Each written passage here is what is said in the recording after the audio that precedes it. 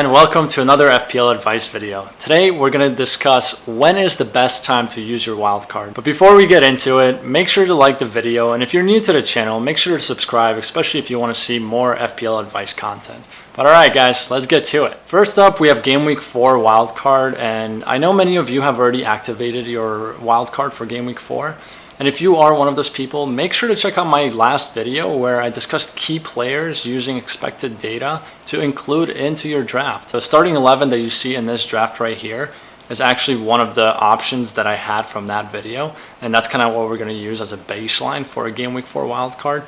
But yeah, make sure to check that out. Looking at the next 12 fixtures, this team provides 136 good, decent fixtures, which is kind of what I summed up for all the gray games that are on this slide. Note that bench players are also counted on this, and also that each game week you do have a free transfer, so you can obviously make this better. But at a high level, this is kind of what your Game Week 4 wildcard will look like if you were to wildcard in Game Week 4. So you have a very, very strong team. But it does get tough around Game Week 11 for some of your players. Some of the pros of wildcarding in Game Week 4 is that you can be the first person to get your hands on Ronaldo, Lukaku, or even Harry Kane. You can also jump on Wolves fixtures, which I know that they haven't had a lot of points this season, but their fixtures are so good starting in Game Week 4, and you can be the first person to jump on that. So if you do believe in the fact that, Wolves defenders and also Jimenez or Traore or Trincao can get you a lot of points, this gives you the opportunity to jump on those players before anyone else. The con for a Game Week 4 wildcard is that you do only have 136 good, decent game weeks, which is actually the lowest from all the options that we're going to look at. So if you are to wildcard in Game Week 4, you really have to have a thorough plan up until Game Week 19, because Game Week 19 is kind of when you get another wildcard, so you have another option to change up your team again. But you are going to be stuck with this team for the next 15 game weeks. Of course, you do have transfers every single week for free, at least one, and you can take a hit here or there, so you can change your team around a bit. But you are kind of stuck with this baseline of a team, which is just something to consider. Next up, we have a Game Week 5 wildcard, which I actually think this is a phenomenal option. Hear me out. So Leeds play Liverpool in Game Week 4, and Leicester play Man City. So in Game Week 5, after those two games, you can hop on Leeds players, Leicester players. Still, you can hop on Wolves players and also Liverpool players. And that can basically be your baseline for your Game Week 5 wildcard, and you are set for the next 5 to 7 game weeks, kind of a set and forget. So it's a very great option. Looking at the fixtures, as you can see, there's a lot of green and gray squares, meaning that there's a lot of really good games, especially in the beginning of Game Week 5, 6, 7, and so forth. Right around Game Week 16, it gets a little bit more difficult for some of your players, but that's okay, because by that time you can transfer a lot of these players out for better players who have better fixtures. Again, something to consider with a Game Week 5 wildcard is that you are kind of stuck with this baseline of a team for the next 14 game weeks, which is similar to Game Week 4 wildcard. Next up, we have the Game Week 7 wildcard. Believe it or not, when I picked my team before Game Week 1, I had a plan to wildcard in Game Week 7. I still think it's one of the best options to wildcard, especially your first wildcard this season.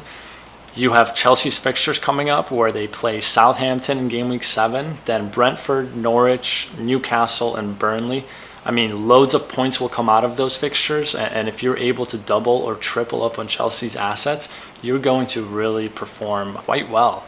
Looking at the fixtures, I mean, as you can see, the strikers are kind of a set and forget. You have Kane, Lukaku, and Bamford. Bamford is going to rise in price until Game Week 16, and in Game Week 16, that's an easy transfer for Antonio or whoever you think is best at that time. The midfield is also looking really good with Salah, Mount, Smith Rowe, Rafinha. I mean, those attacking players with the strikers are going to get you so many points, especially with these fixtures. Defensively, I mean, you're bound for clean sheets, right? Especially with Cancelo, Christensen, Martial, and White. So I think this is a very, very good team going into Game Week 7. This option also gives you 144 good, decent fixtures, just as wildcard in Game Week 5 did. But it's a lot easier to manage because of the players that you have in this wildcard. And as you can see, they're kind of a set and forget. So if you're a manager that doesn't want to be checking FPL all the time, this is a really good time to wildcard. All right, and the last wildcard option that I have for you guys is Game Week 15, which is honestly my absolute favorite. Game Week 15 wildcard allows you to jump on Man City, Man U, West Ham, Liverpool, Everton, and Chelsea assets, as they have really, really good fixtures starting in Game Week 15. Looking at the fixtures, this team is getting you 151 good, decent, fixtures, which is the most we've seen so far. It allows you to jump on some of the top teams and top players with really good fixtures. And of course, by picking this team in Game Week 15, as you can see, you're pretty much set for the next 10, 15 game weeks, which puts you in a very, very good spot, because for those 10, 15 game weeks, you're going to have one of the best teams in FPL. And also, it puts you in a really good spot where roughly around Game Week 25 and Game Week 30, you can use your second wild card, right? Which a lot of people will use earlier than that, because they wild carded in Game Week 4, and now in Game Week 19 and Game Week 20, their team isn't as good. So this is a great option, and one I'm strongly considering.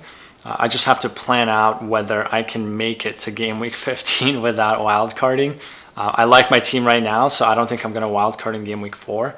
But that's just something that I have to play around with. All right, you guys, thank you so much for watching. And again, if you wouldn't mind, please like this video and subscribe to the channel, especially if you want to see more FPL advice content. Let me know in the comments below which option you think is best and when you're planning to use your wildcard. Once again, thank you, and until next time.